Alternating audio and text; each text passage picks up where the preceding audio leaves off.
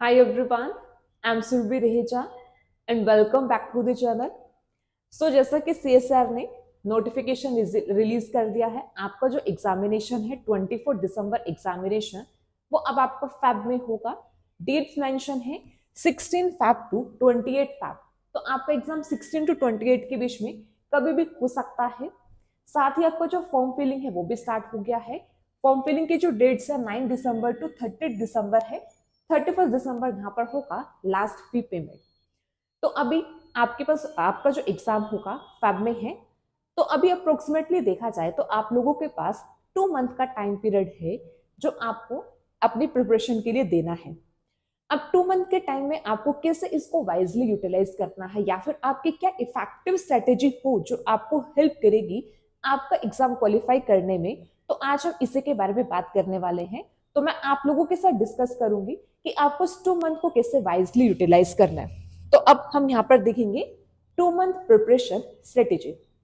अब 2 month preparation strategy में हम टोटली प्रैक्टिकल बेस्ड यहाँ पे बात करेंगे। तो अभी हम यहाँ पे लेके चलते हैं कि आपके पास जो टाइम पीरियड है, ये टाइम पीरियड आपके पास है 15 दिसंबर 15 दिसंबर टू 15 जैन। 1 मंथ ये टाइम हुआ आपके पास। Next 15 Jan to 15 Feb. तो सेकेंड टाइम पीरियड आपके पास ये है। तो देखा जाए तो इस ड्यूरेशन में आपके पास 1 मंथ ये होगा और यहां पर या फिर बोल दो कि 30 डेज है।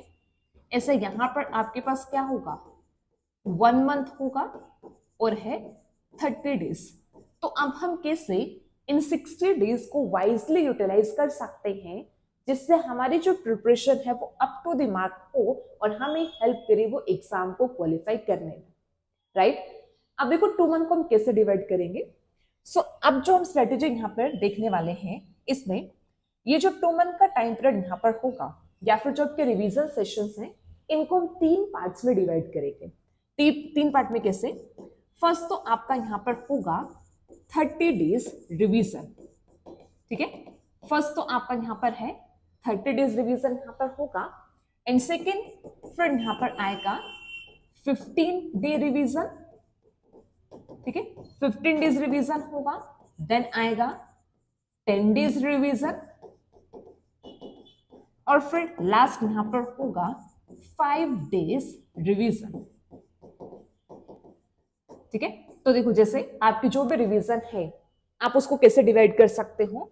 फर्स्ट रिवीजन आपका 30 डेज का होगा, सेकेंड 15 डेज का, फिर थर्ड 10 डेज एंड नेक्स्ट फिर 5 डेज रिवीजन।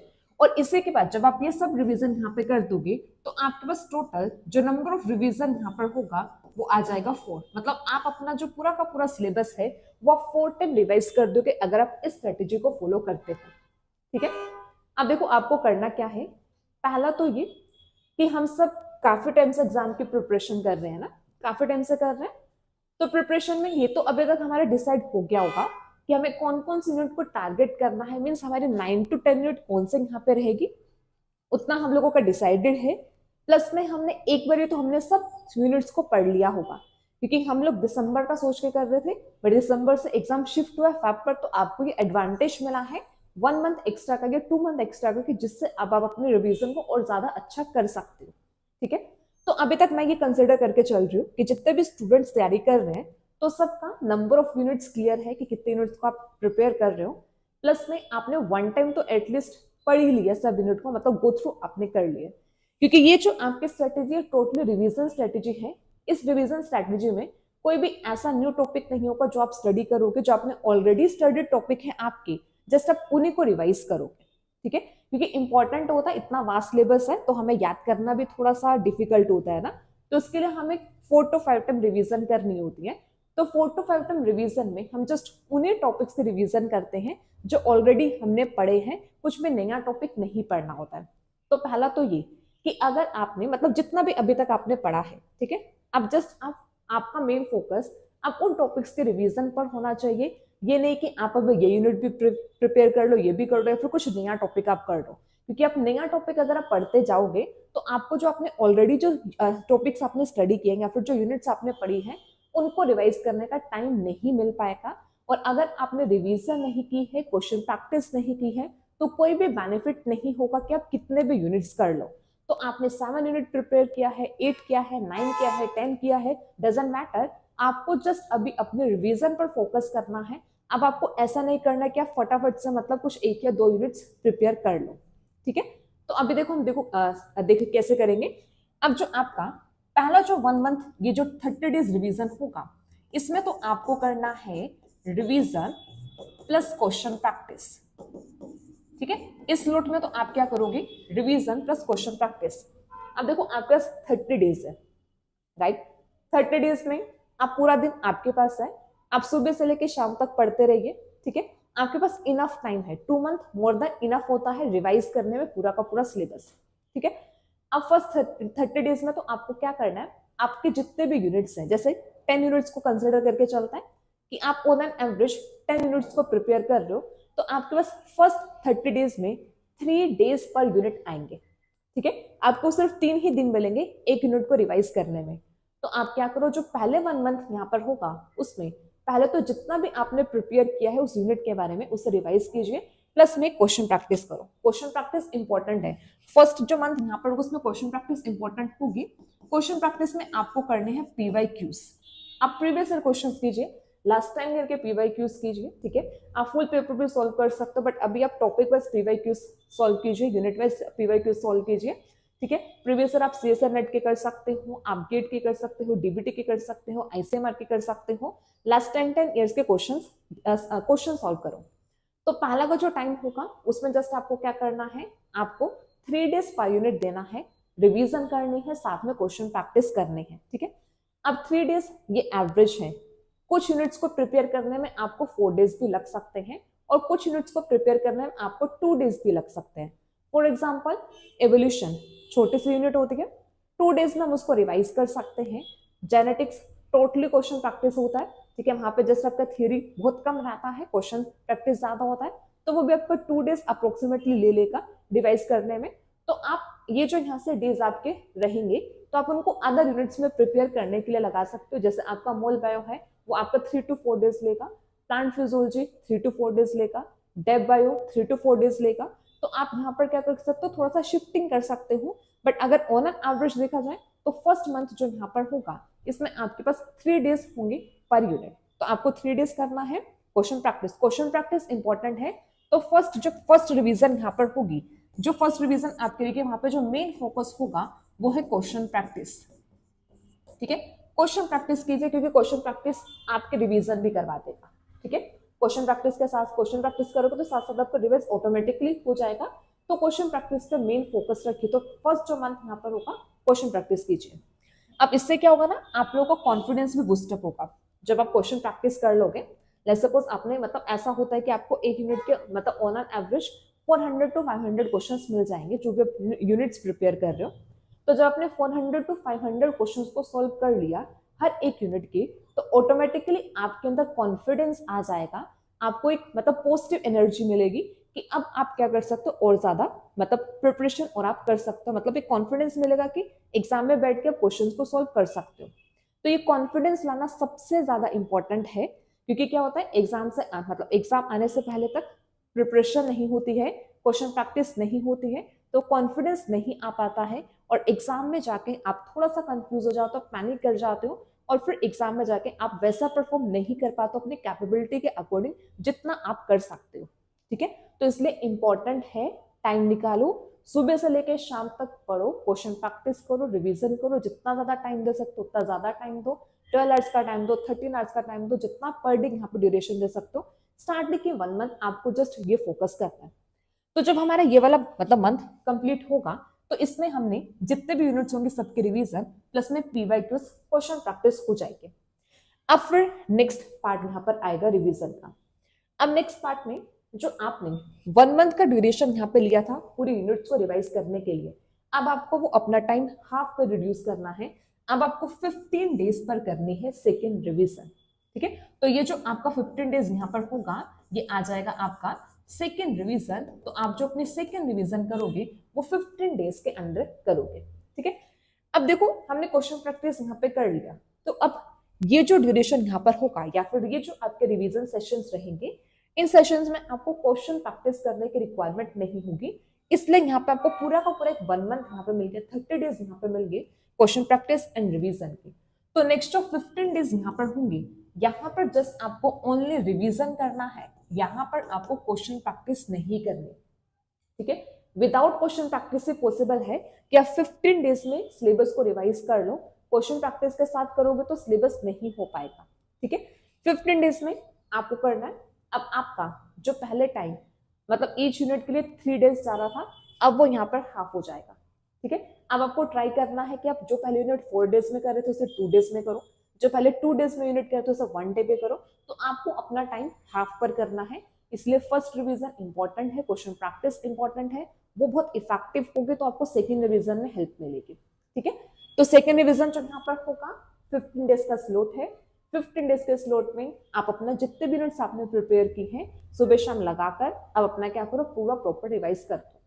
अब जब आपने फर्स्ट टाइम भी रिवाइज किया, सेकेंड में भी रिवाइज किया, फिर आपको नेक्स्ट अपना जो रूटीन बनाना है वो थर्ड डिवीजन के लिए सेट करना है। तो आपकी जो थर्ड डिवीजन यहाँ पर होगी अब वो शिफ्ट हो जाएगी 10 डेज पर, ठीक है। पहले अपना 30 डेज लगाए 10 यूनिट्स को करने के लिए, देन आपने 15 डेज और लगाए 10 यूनिट्स को करने के लिए। अब आपको 10 डेज और लगाने हैं 10 यूनिट्स को करने के लिए। 10 डेज में आपके पास यहाँ पर रहेगा ही क्या, 1 डे पर यूनिट, ठीक है। अब इतना तक आता है ना, आपका कॉन्सेप्ट भी बिल्ड हो जाएगा, काफी सारी चीजें आपके माइंड में ऑलरेडी होंगी, तो आपको इतना ज्यादा टाइम भी नहीं लगेगा रिवाइज करने में। तो कुछ यूनिट्स तो आपके पूरा 1 डे भी कंप्लीट नहीं लेगी, आपका हाफ डे में ही रिवाइज हो जाएगा, जैसे इवोल्यूशन है, ठीक है, जैसे जेनेटिक्स है, ये सब ऐसे यूनिट्स होती है जो आपका कम टाइम पीरियड लेती है रिवीजन में। तो आपका 10 डेज में यहाँ पर शिफ्ट हो जाएगा, फिर नेक्स्ट जो रिवीजन सेशन होगा, ठीक है। रिवीजन इंपॉर्टेंट है क्योंकि सिलेबस कवर करना प्रॉब्लम नहीं होती है, जो आपने सिलेबस कवर किया है, जो आपने पढ़ा है, उसे रिटेन करना एक्चुअल में मेजर प्रॉब्लम है। तो उसे रिटेन करने के लिए हमारा जो ह्यूमन माइंड है वो भी कैसे काम करता है, रिवीजन रिवीजन रिवीजन से, ठीक है। आपको रिवाइज करना है, ठीक है। जितना मल्टीपल टाइम्स आप रिवाइज करोगे उतना ज्यादा आपके माइंड में कॉन्सेप्ट्स बैठ जाएंगे। जो भी जैसे जीन्स के नेम्स होता है, जो भी जितना भी क्रैमिंग वाला पार्ट होता है ना, वो भी धीरे धीरे करके माइंड में सेटल होना स्टार्ट हो जाता है। तो आपको एक मतलब आपके अंदर एक कॉन्फिडेंस पे आ जाता है कि आपने इतना सिलेबस जो है वो मतलब आपके माइंड में रिटेन भी है। तो जब आप 10 डेज का रिवाइज कर लोगे, फिर आपको शिफ्ट करना है फोर्थ रिवीजन पर। तो फोर्थ रिवीजन जो आपके यहाँ पर होगी, इट इज 5 डेज रिवीजन। तो अब आपने जितना भी अपना सिलेबस किया है, अब उसको आपको 5 डेज रिवीजन पर शिफ्ट करना है। 5 डेज रिवीजन में आपको अब जो भी यूनिट्स आपने किया, तो अब आपका हाफ डे पर यूनिट पर आ गया, ठीक है। अब इसमें आपको एक दिन में 2-2 यूनिट करनी है, तो ऐसे करके आपको सिलेबस रिवाइज करना है और ऑटोमेटिकली वो टाइम शिफ्ट होता जाएगा। जितना ज्यादा आप रिवाइज करते जाओगे उतना टाइम आपका रिवीजन के लिए कम लगता जाएगा, ठीक है। तो आपको कैसे करना है, आपको चार टाइम तो रिवीजन मिनिमम चाहिए ही चाहिए आपको एग्जाम को क्वालिफाई करने के लिए। तो first revision with question practice, बहुत ज्यादा टाइम दो वहां पे रिवाइज करने के लिए। सेकेंड रिवीजन ओनली रिवीजन होगा, वहां पे विदाउट क्वेश्चन प्रैक्टिस है। इसके बाद की जितने भी रिवीजन आपके रहेंगे वो सब विदाउट क्वेश्चन प्रैक्टिस ही रहेंगी। तो 15 डेज होगा, 10 डेज है, 5 डेज है, जस्ट आपको क्या करना है, रिवाइज करना है, ठीक है।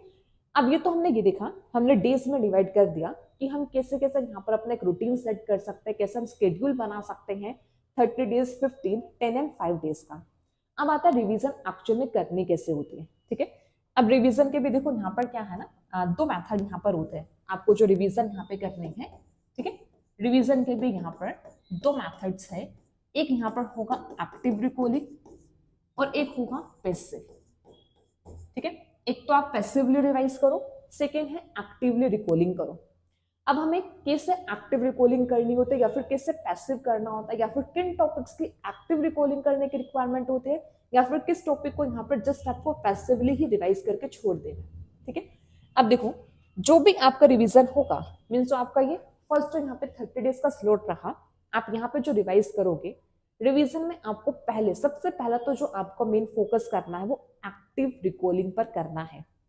एक्टिव रिकॉलिंग का मतलब क्या, कि आपने जितना भी पढ़ा, लेट्स सपोज आज जितना भी पढ़ा या फिर एक टॉपिक भी आपने कंप्लीट किया, फॉर एग्जांपल आपने एप्लीकेशन कंप्लीट किया, पूरा टॉपिक पढ़ लिया, आपको जस्ट अपनी नोटबुक बंद करनी है, अपने नोट्स को साइड में रखना है और जस्ट आपको अपने माइंड में रिकॉल करना है कि आपने क्या क्या पढ़ा, कौन कौन से एंजाइम्स के बारे में पढ़ा, कौन से जीन्स आपने पढ़ा, प्रोकैरियोट्स और यूकैरियोट्स में क्या डिफरेंस यहाँ पे रहा है, यहाँ पे इनिशिएशन, इलोंगेशन एंड टर्मिनेशन में क्या क्या प्रोसेसेस आते हैं, टर्मिनेशन में भी एंजाइम्स कौन से यहाँ पर इंपॉर्टेंट आए हैं, कौन से फैक्टर यहाँ पर आए हैं। तो आपको जस्ट ये सब चीजें अपने माइंड में रिकॉल करनी है। तो फर्स्ट रिवीजन में सबसे ज्यादा इंपॉर्टेंट है रिकॉलिंग, रिकॉलिंग करना है। रिकॉलिंग बहुत इंपॉर्टेंट है, एक्टिवली रिकॉल करो जितना पढ़ा, साथ के साथ जो टॉपिक जैसे कंप्लीट हुआ वैसे ही नोट्स को साइड में रखा और एक्टिवली रिकॉल करना स्टार्ट किया। ठीक है, एक्टिव रिकॉलिंग इंपॉर्टेंट है। ठीक है, अब सेकंड चीज आता है, अब देखो ऐसा भी होता है, ऐसा जरूरी नहीं है कि आपको जितने भी टॉपिक्स हैं सबकी ही एक्टिव रिकॉलिंग करनी है। अब आपको कुछ टॉपिक्स पे जस्ट आपको पैसिव रीडिंग करनी होती है या फिर आपको पैसिवली रिवाइज करना होता है।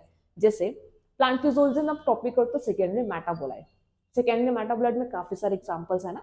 अब एग्जांपल्स को याद करोगे तो कितना याद कर लोगे ना।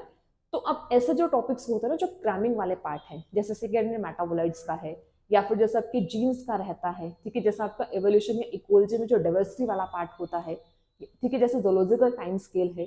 तो ये जो ऐसे टॉपिक्स हैं जहां पर आप टेबल्स करते हो, ठीक है, टेबल्स में एग्जांपल्स आते हैं, ऐसे वाले टॉपिक्स को जस्ट आपको पैसिवली रिवाइज करना है। पैसिवली रिवाइज आपको 4 to 5 टाइम पैसिवली उनको रिवाइज कर लेना, ठीक है। जस्ट आपको रीड आउट करना है, रीड करना, पढ़ना है, ठीक है। और मतलब पढ़ना भी ऐसा, मतलब ऐसे कि मतलब ऐसा नहीं कि मन में कुछ और चल रहा है, माइंड में कुछ और चल रहा है, बस पढ़ रहे हो, वैसा नहीं। पूरा फोकस्ड होके आपको पढ़ना है। बट आप वहां पे ज्यादा एक्टिवली रिकॉलिंग का मतलब ट्राई मत करना, क्योंकि मिक्सिंग हो जाएगा सब कुछ ना। आप रिकॉल करोगे आपको याद नहीं आएगा, ठीक है। फिर आपको थोड़ा सा ऐसे हो कि आपने इतना टाइम लगा के पढ़ा भी लेकिन फिर भी आपको रिकॉल नहीं हो रही है चीजें, तो वो थोड़ा सा आपको डिमोटिवेट कर सकता है। तो इसलिए जो भी ऐसे टॉपिक्स हो ना, इनको जस्ट ट्राई करना, मतलब 5 से 10 बार, ठीक है। जितना ज्यादा टाइम आप कर सकते हो उतना ज्यादा पैसिवली बस रिवाइज करना, उनको पढ़ना, देखना कि कैसे कैसे हैं, समझना, हो सकता है थोड़ा सा याद करने की कोशिश भी करना वहां पर, बट उनको जितना ज्यादा हो सके पैसिवली रिवाइज करना। क्योंकि ये ऐसा टॉपिक्स आपको जितना भी बार आप कर लो ना उतना बार आप भूलोगे ही। तो इसलिए ये है कि उनको 5 to 10 टाइम्स पैसिवली रिवाइज करके रख देना। तो उससे आपको क्या होगा, आपके माइंड में थोड़ा थोड़ा बैठने लग जाएंगे वो सब टॉपिक्स ना। आपको पता लग जाएगा कि हाँ आपने ये चीज यहाँ पे पढ़ा। और कभी कभी क्या होता है, हमने जहाँ जिस नोटबुक में जिस पेज पर हमने नोट्स बनाया होता है ना, हमें वो पेज तक रिमेम्बर हो जाता है कि हमने कहाँ पर वो नोट्स बनाए थे या फिर कहाँ पर वो टर्म हमने लिखी थी। तो पैसिवली जब बार बार उसको आप रिवाइज भी करोगे ना, तो उससे आपको वो भी बेनिफिट होगा कि जहां पर वो लिखा होगा ना वो भी आपको वैसे याद हो जाएगा, ठीक है। तो आप 2 मंथ बहुत वाइजली यूज करो, ठीक है। वाइजली यूज करोगे तब भी फिर आगे एग्जाम क्वालिफाई हो पाएगा। सबसे क्रूशियल टाइम पीरियड है आप लोगों के लिए यही वाला, क्योंकि इससे पहले जो भी आपने प्रिपरेशन की है वो फिर भी आपने चलो कर दिया, लेकिन ये जो इंपॉर्टेंट ये वाला जो टाइम पीरियड है, अगर इसे आपने सही से यूज नहीं किया ना तो आप थोड़ा सा लैग कर जाओगे अपने एग्जाम के लिए, ठीक है। तो इम्पॉर्टेंट है अपने एग्जाम की प्रिपरेशन को सबसे पहले अच्छे से करना। तो अपना पहले स्ट्रैटेजी इफेक्टिव बनाओ, स्ट्रैटेजी के लिए स्मॉल सेगमेंट्स में डिवाइड करो, ठीक है। लॉन्ग रन में कोई स्ट्रैटेजी मत बनाओ, क्योंकि हम लोग लॉन्ग रन पे उसको फॉलो नहीं कर पाते हैं, है ना। हम लोग सब फॉलो नहीं कर पाते हैं ना। हमें जो स्मॉल स्मॉल स्टेप लेके आगे चलो, पहले शॉर्ट डेज की स्ट्रैटेजी बनाओ, फिर उसे फॉलो करो, फिर नेक्स्ट डेज की बनाओ, फिर उसे फॉलो करो। शॉर्ट स्मॉल स्मॉल स्टेप लेके आगे बढ़ते जाओ। 30 डेज रिवीजन करो, 15 करो, 10 करो, 5 करो, मिनिमम 4 टाइम तो रिवाइज कर दो, इंपॉर्टेंट है। अगर आपको लगता है कि इससे ज्यादा बार भी हो सकता है तो उसके बाद नेक्स्ट 5th रिवीजन भी आप दे सकते हो, नेक्स्ट 6th रिवीजन भी आप दे सकते हो, बट एटलीस्ट 4 तो आप लोग करके जाओ, ठीक है। और रिवीजन में भी एक्टिवली और पैसिवली दोनों तरीके से रिवाइज करो। एक्टिव रिकॉलिंग इंपॉर्टेंट है, कॉन्सेप्ट बिल्डअप आपका करेगा। पैसिवली आप उन टॉपिक्स की कर सकते हो जहां पे थोड़ा रट्टा लगाना होता है ना, हमें थोड़ा क्रैमिंग करना होता है, तो हम उन टॉपिक्स को पैसिवली कर सकते हैं, ठीक है। आई होप आप लोगों को ये स्ट्रेटेजी थोड़ी सी हेल्पफुल रहेगी एग्जाम की प्रिपरेशन के लिए, ठीक है। तो सब लोग अच्छे से तैयारी कीजिए। All the best everyone. So next हम फिर मिलेंगे जब आपका एग्जाम आएगा, एग्जाम की डेट अनाउंस होगी, मैं फिर से आप लोगों के साथ कनेक्ट करूंगी, आप लोगों को बताऊंगी कि आपको अब अपने एग्जाम को कैसे अटेम्प्ट करना है, या फिर आप वाइजली कैसे क्वेश्चन को सिलेक्ट कर सकते हो जो आपको हेल्प करेगा आपके एग्जाम टाइम में, मतलब 3 आवर्स के टाइम में आपको क्वेश्चन को सिलेक्ट करने में, ठीक है। So thank you so much everyone and all the very best. पहला तो अभी प्रिपरेशन अपनी अच्छी करनी है, ठीक है। थोड़ा सा विंटर का टाइम भी है, थोड़ा सा मन भी नहीं करेगा पढ़ने का, बट स्टिल डिटरमाइंड होके, मोटिवेटेड होके, अपना एम को याद करके जस्ट आपको फोकस्ड होके अपने रिवीजन करनी है। तो पहला तो ऑल द बेस्ट आपकी प्रिपरेशन के लिए। नेक्स्ट जब हम फिर से मिलेंगे तो आपको फिर एग्जाम के लिए बेस्ट विशेस दी जाएंगी। So thank you so much everyone and all the best.